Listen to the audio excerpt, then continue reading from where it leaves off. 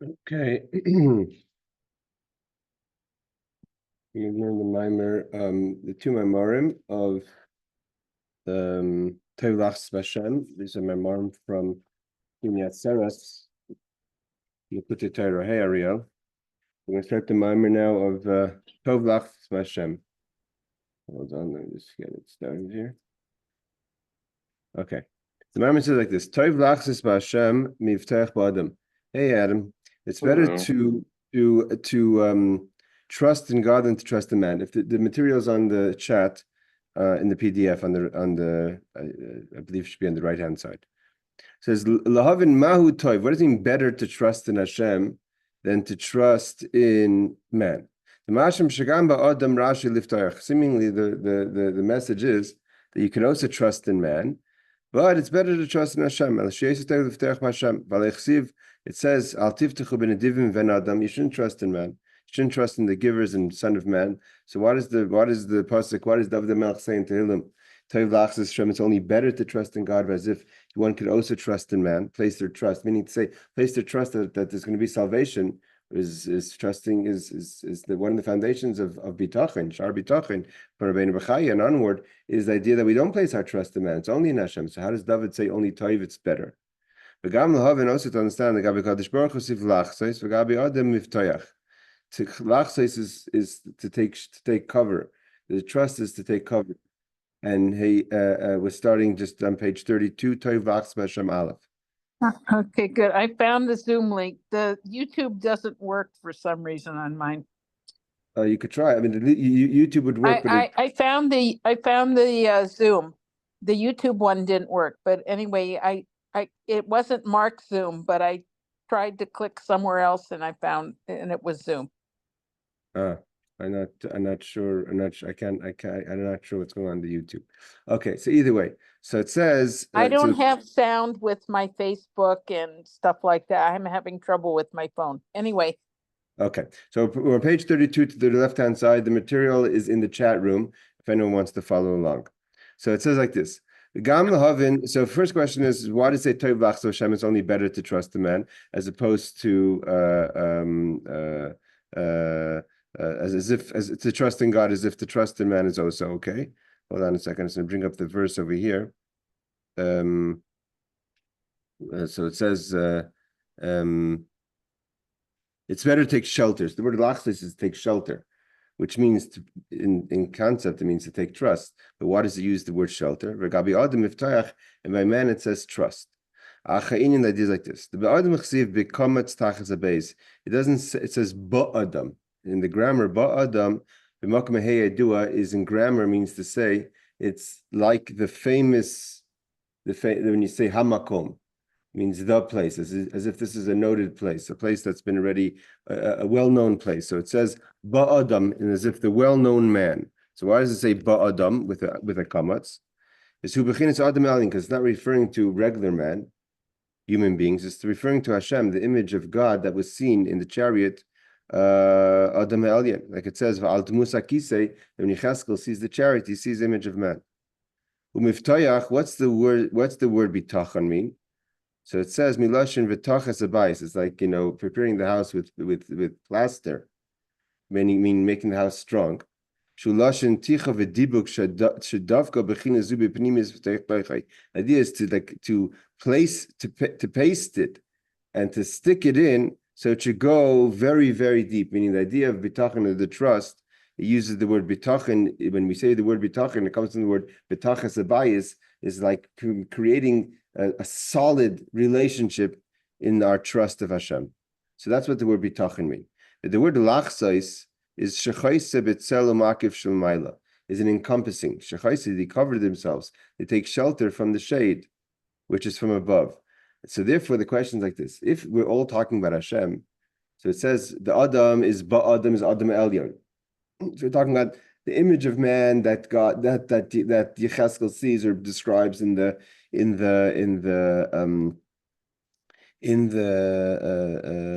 chariot. So what does it mean? Toiv lachsos b'Hashem, take shelter in God, then to place your trust. And trust means like to strengthen the house, which is a strong relationship.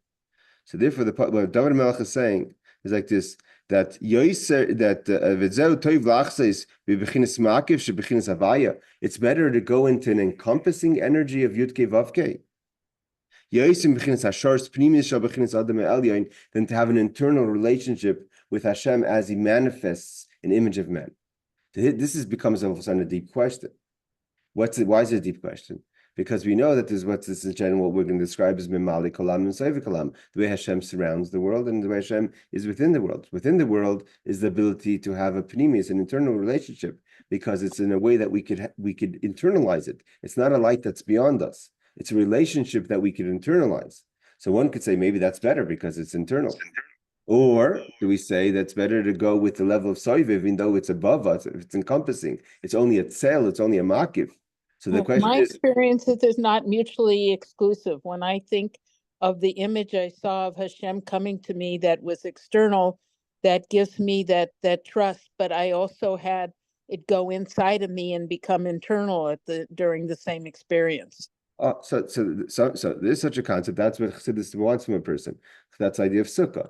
That's why we have sukkah. This is why this is a Mammar in Sukkot. Why? Because on Sukkot we sit in the sukkah, which is an or makiv, is an encompassing energy, and the idea is that we want to have the encompassing energy of the sukkah. But the idea is to also take the luv and esrog and bring it to our heart, is to internalize it. So the idea is to try to do both. Whereas if you can only do one, and we see that not just in a conceptual idea, but also when a person's, for instance, a person is, for instance, to go to an environment. Makiv is an environment where things are positive. So you go to a place that has a strong environment better, or do you go to a place that has better it may not be, the environment may not be as strong, but at least it's whatever the message is, it's going to be internalized. Let's see. He says like this. The idea is like this. So, to understand this by Avodas Adam in our service of God, in service what does this mean, bechinas Adam Elyon? And what does it mean that there's the Havai Yud Kei Vav Kei? So it's like this. There's many ways a person is misbainin, is contemplates about their relationship with Hashem. There's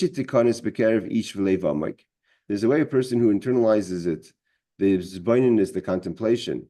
B'kerev ish, into a person, v'leiv amak, into a deep heart, which means you bring yourself through his zbaininus, that your heart should be excited and lit up. But it doesn't transform you. So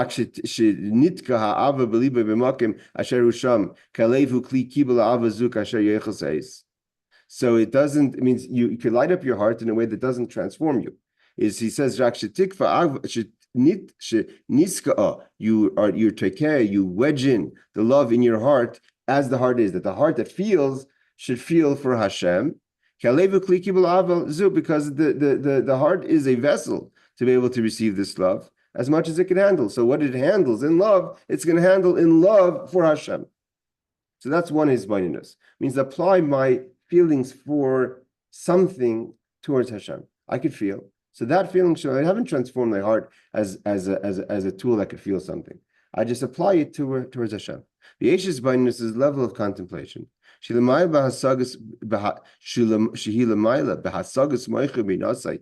the place of the person's comprehension of their mind. And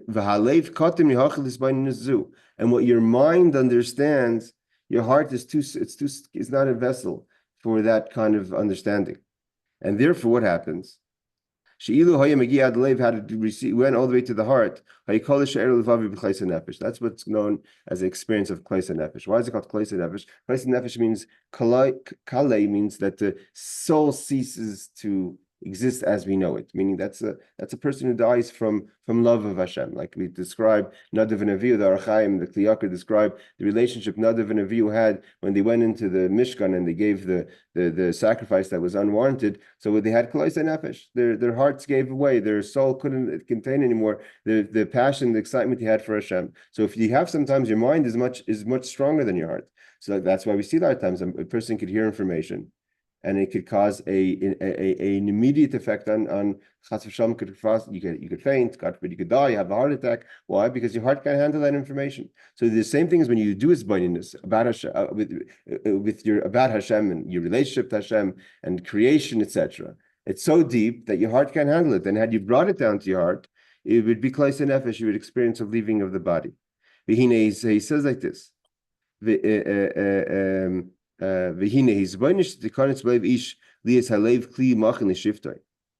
he says, sorry, I skipped the paragraph 4. And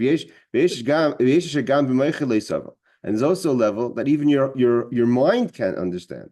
That's why we daven the Shemona Esrei quietly, is because we can't even talk about it loud. So the message is so silent because our mind doesn't really grasp it.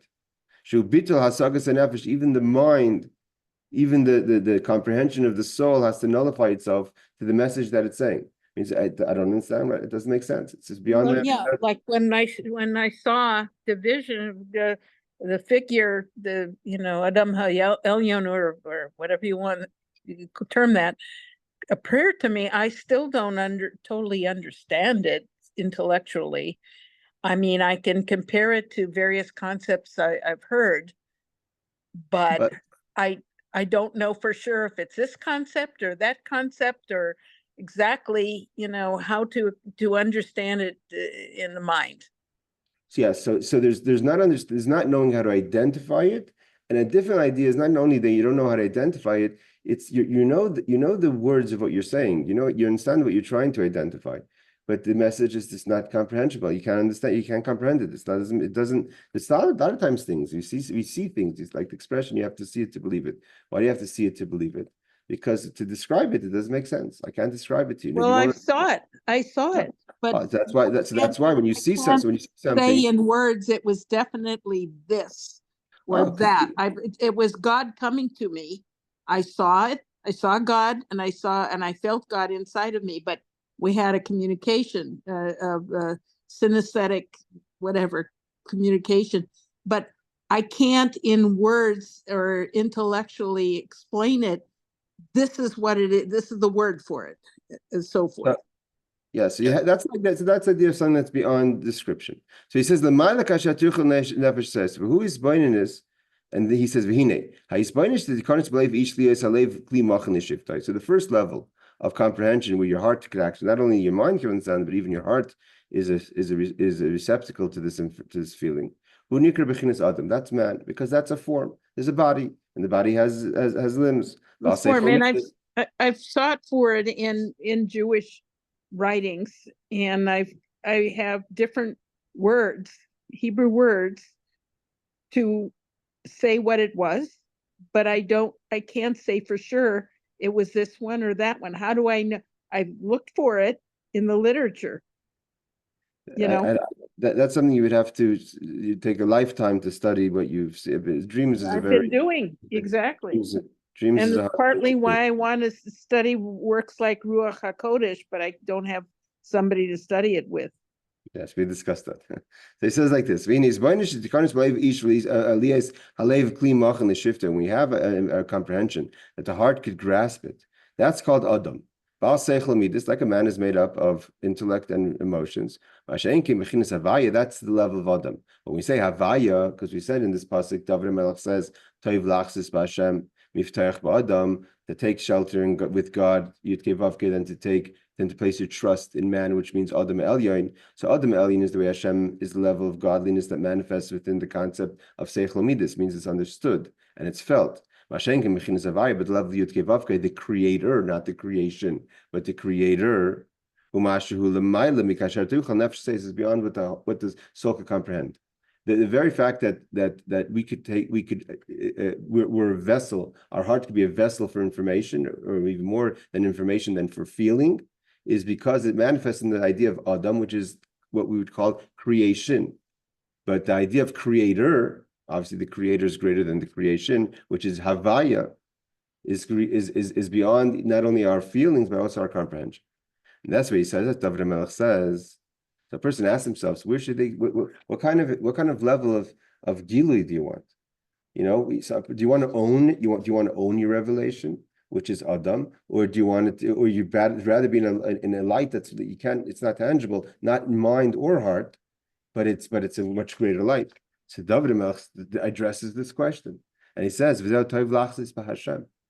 Hagam she'yeh b'chinas makav, although you're not going to be able to internalize it because it's beyond you. You have no vessel, not in mind or heart, to contain this, and therefore it stays in a makiv. By definition, makiv encompassing is something that can't fit inside.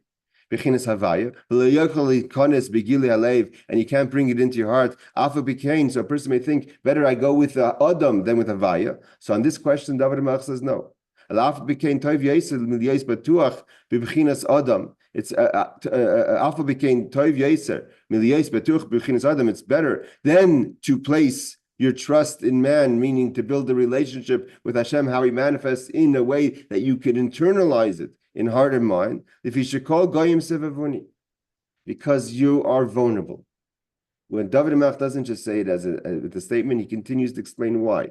If he should call goyim sevavuni, the nations are surrounding me. The goyim doesn't mean over here nations physically, also means the idea of goyishkeit, of non-Jewishness ideas. So therefore, if you internalize it, then it's like a person who has your weapons. We know that the difference between a sword and a bow and arrow in Torah is the sword is a person-to-person combat. But you're vulnerable to the person. You get struck. A bow and arrow it hits something from a distance. That's makif.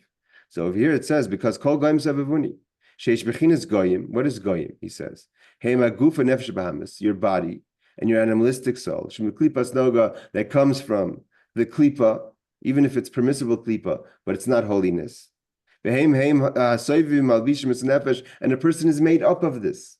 A person has bodily needs. A person has a nefesh bahamis.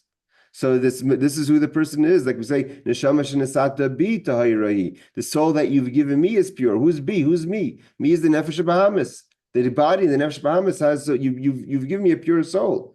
You've given me a nefesh alikis, but me myself, I'm kol goyim sevavuni. I have a body. I have a nefesh bahamis, and therefore David HaMelech says to have your relationship in a way that you internalize it is still vulnerable because kol goyim sevavuni. They stress, they put stress and tension. And they could bring a person down. With foreign thoughts. Foreign thoughts usually are translated as bad thoughts, and bad thoughts or inappropriate thoughts. But it means also inappropriate. It doesn't just mean it's zar because it's not holy, it's not godly. Whether it comes in the form of anxiety, whether it comes in a form of ego, whether it comes in a form of anything that's not holy is zar. So therefore, what brings a person down is machshav zaras, thoughts that are foreign. I feel and I could reach a person sometimes specifically while you're davening. You're davening, all of a sudden all your anxieties build up. Especially because you start davening about things that you want to daven for. So if those things really matter to you, and it's the physicality, and let's say you're davening for parnasa. So if the parnasa is what dictates your happiness, so when you start talking about it in davening, it can awaken some feelings of anxiety. I feel because he says something else. When a person starts speaking, so this is an idea that the Alter Rebbe mentions many times. When a person starts speaking, in the spaces of speech or in the spaces of writing, the white on the parchment, right? The black is the letters. The white on the parchment is separation. That's when you start speaking, it's not a flow of words in a way of like a water. It's broken up into letters and words. And letters and words and sentences have space. And in that space is a place where external ideas could enter or could draw energy. So it says, they siphon off the letters that are put together. Between letters and words, which are open spaces, and therefore they're vulnerable. And that's where it could bring a person down with foreign thoughts. That's in davening. Then it says also, also in a person's emotional buildup. Our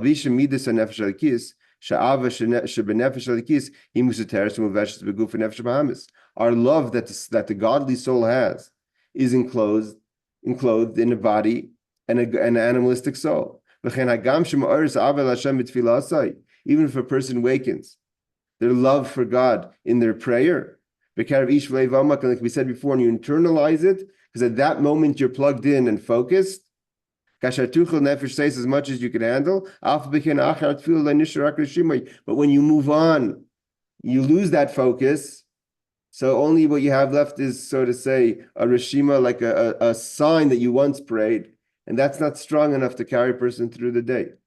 Meaning that this is what David says, because kol goyim sebavuni, because you're constantly surrounded by a goyish mindset, the idea of nefesh bahamas and nefesh and the guf. So therefore you're vulnerable, and therefore and even the moments that you have that are solid are momentary. And he continues, however,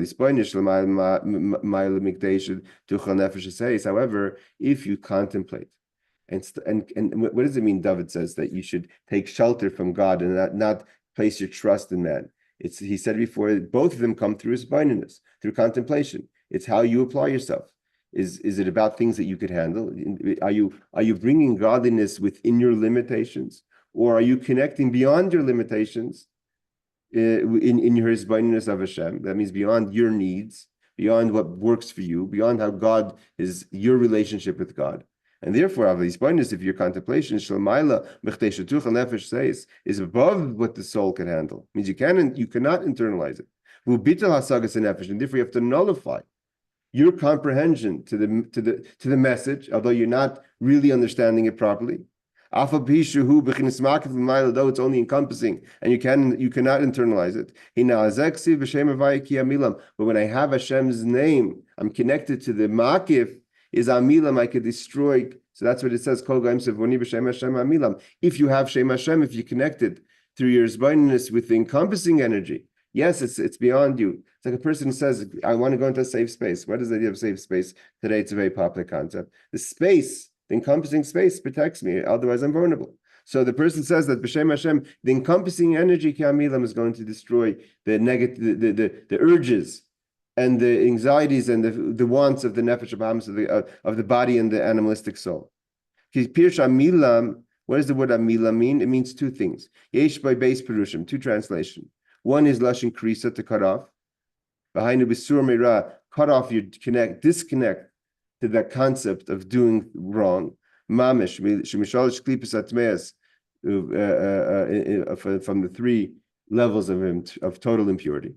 Ulashin mila, the hanu krisis ha'orla ha'chefefes, and the other idea of amilam is to circumcise, means take off the foreskin of the heart. When you could get rid of the foreskin that's blocking the heart, so then a person, which the idea is to sanctify yourself with the permissible. So they're sanctifying yourself with the permissible, which means bringing extra holiness and separation in your life. That the Rambam says that's a mitzvah daraisa. Sanctify yourself with the permissible. But it's permissible. Why can I indulge? No, but you have to sanctify yourself, bring kedusha even into permissible. That applies to every aspect of your life. And the first level is to amilam, says just disconnect from doing negative things, wrong things. Bahatam, what is the reason why? Shem Hashem amilam, that the name, the encompassing energy that's beyond your comprehension. So you don't own it, you haven't internalized it, but that protects a person from both negative and positive. And negative meaning to not do negative things, and to be open and get rid of the foreskin in the way of the positive. And Kaddish Atzmacham Mutalach, sanctify yourself with the permissible. By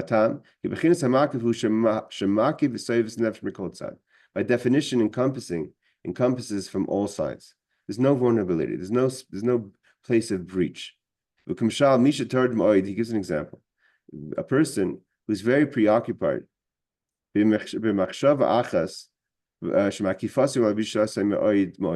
person could sometimes get overwhelmed with the thought that you can't kick. Anywhere you are, in any situation, you ever been in a situation, someone says, snap out of it? What snap out of it? It means be present. You're not being present because you're preoccupied with usually it's a concerning thought, or a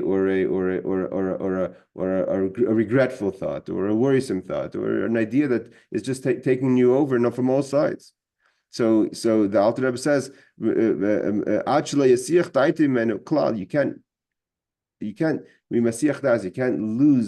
can't lose your concentration from this idea. Even while you're doing other things. No matter where you go, the thought is preoccupying you. Some people are, if a person in a good way has such a thought, so it's a positive thought that never leaves you, but we see it sometimes more in a negative thought, unfortunately, where something negative that's sitting on you, Could be in a way that there's no, you can't, try to go to another place. You try to get out of it, try to get out of that thought, chas v'shalom, that you have. So it's sometimes it's too strong. The thought doesn't leave you. So too in encompassing energy, they were talking in the positive way, taking in from Hashem. It's like that thought that you can't leave, and there's an awareness. Just like, what's the thought? The thought is that there's a consciousness and awareness of what's, let's say in the case of something that's bothering you, an anxiety that's bothering you, that no matter what situation you're in, you can't get rid of it. But in the positive, it's the same idea. Everything negative has a shoirish, a root in the positive, an opposite in the positive. So too, there could be a person who's so preoccupied with godliness in their focus that there's no situation, there's no scenario. Like we said, when a person internalizes something, that's when you're davening. When you leave the davening, so then you left the moment and you're out in the world, so you're vulnerable. But if the thought is with you, with godliness is with you the whole time, so that there's no vulnerability. That's why it says b'shem Hashem amilam. It silences the voices of negativity. Yeah, but that's not something easy to have all the time. Usually these experiences are fleeting, and then you can't really take it with you all the time through your regular life, and that's the whole point. That's exactly what David HaMelech is saying, and Alter Rebbe is explaining that the idea is that if you really connect to something makiv, that you really, and you could see it in negativity. You see, if you have a worrying thought or an anxiety or something that's really sitting on you, there's no scenario, there's no situation that you could go to that is going to let you lose your train of thought, and you person goes to a party. What's bothering this person? Why is the person being bothered? Well, let's get away from the bothering part and go to the other side. No, because we're talking about. Yeah, I'll tell you what. I'm giving part. No, because that's the point. That's the bothering part. But the question is, how do you stay in that higher consciousness? No, but that's the whole point. Instead of that's the whole point. The whole point is that it's much easier. We learn. David HaMelech says, "I learned from my enemies." It means in everything you approach, a bad thought is an enemy thought, and therefore you should be able to, just like you're able to have a thought, an anxiety that you can't kick, so to a positive thought. If you really plugged in, if it really bothered you, if you really were excited about God, it'd be that same idea that no matter where you are, you can't lose that thought. And you're right, it's difficult. It's difficult because this is something positive and holy to bring upon yourself. But if you really were, it was part of you, then it would, just like the negative thought doesn't leave, so to the positive thought wouldn't leave. That's all I think. It's not the same. It's not the same. I don't think it is. It's not the same because you're not making it the same. That's why it's called. It's not something you can make the same. When Hashem comes to you by grace in a moment, it's not something you can make happen. I'm not talking about touching experience. That's not a makiv experience. I'm talking about here. The Alter Rebbe is talking about. He starts off on page 33 in the top. Avodas Hashem. Avodas Hashem is not an experience that comes to you. Avodas Hashem is effort, things that you've built. Avodah by definition is the service that you've created. And this, we're talking about his bindiness that is created by you through your efforts, both in machshava divrei ma'isa. You apply yourself in speech, action, and thought, specifically in the thought, because his bindiness is in the mind and the heart, and you apply yourself to the idea of godliness in such a way, although it's beyond internalizing it, but it becomes such a reality, such an awareness that you're constantly aware of it, and therefore it's always with you. That's the whole point of what he's saying here. But he says, Adam. So that's if you're able to. Then he says, Vatam. Sorry again. It's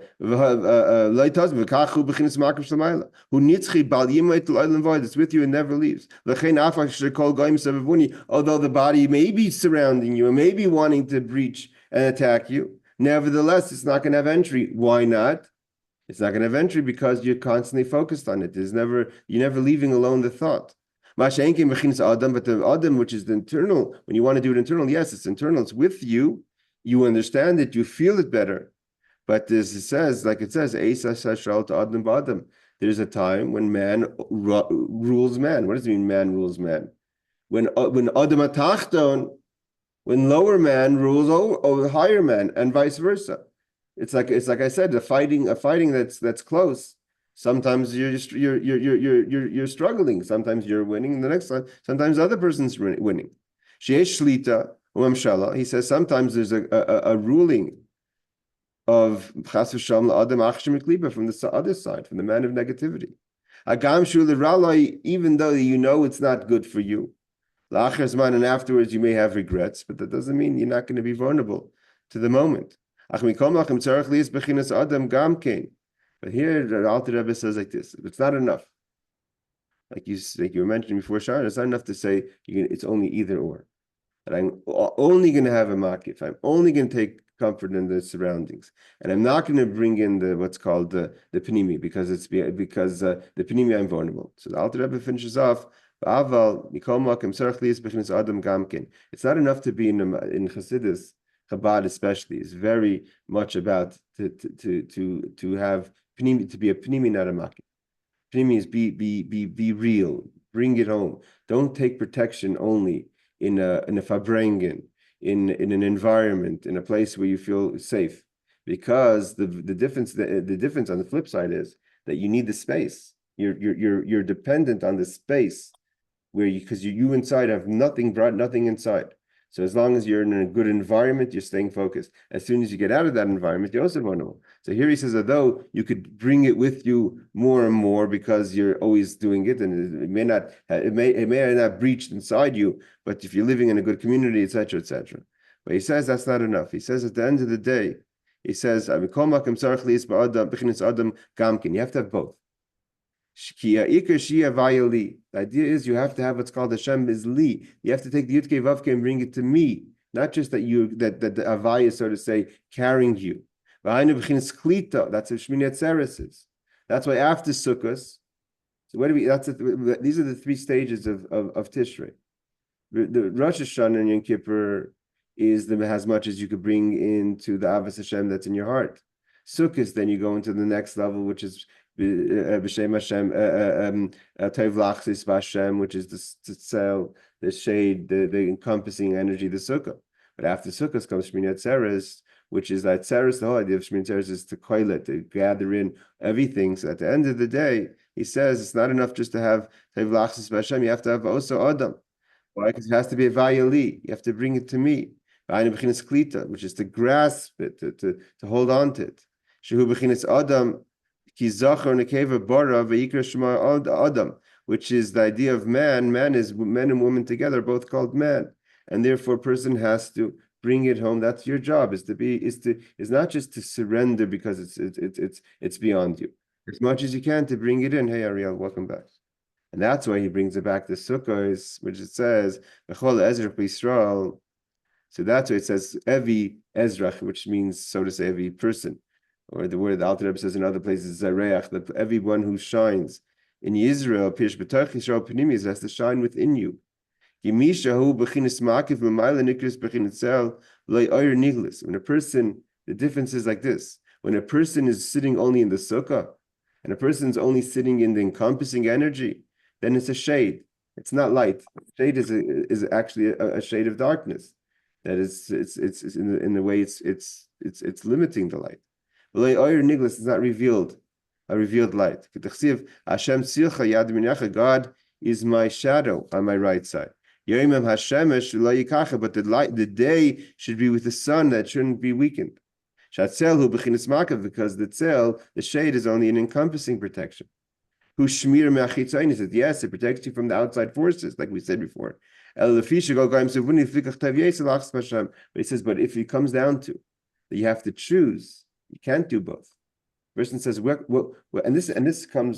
this goes all the way down to practical decisions in your life of where you live, what kind of environment, what kind of community, the various choices you make. As David Melech says, is what a person's faced with. If you could have the whole idea, you could bring it in, and then go into the cell, go into the shade, and then internalize it. So that's the way it should be. But if you can't do both, and you have to decide, am I going to just work on myself internally, but then I'm vulnerable from external, or I give myself an external protection, although I'm lacking in an internal relationship with Hashem. So that the David Melech says, if you have a choice and you can't do both, then Toiv Lachsis Hashem, then better go with an encompassing energy of positivity, because better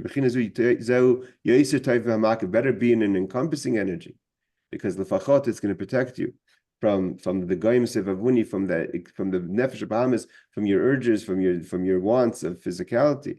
Ubechinas acheres yeser toiv bechinas adam ubebechina acheres, and so, but in other ways it's also internalized. It's better. So therefore, there's two. Both are good, and there's what's called toiv, better if you have to choose one. Of course, better is to go with encompassing energy, but the ultimate idea is to have both. Okay, we're going to stop here because it's Sukkot. I have to go daven early, everyone. I want to wish everyone a Chag Kosher v'Sameach, and we won't be having. Have a safe trip. Thank you. We won't be having a Talmud. We'll have a Talmud class and a shmooze. We won't be having the Sicha class this week. Laila Tov and Thank you, Rabbi. Good night.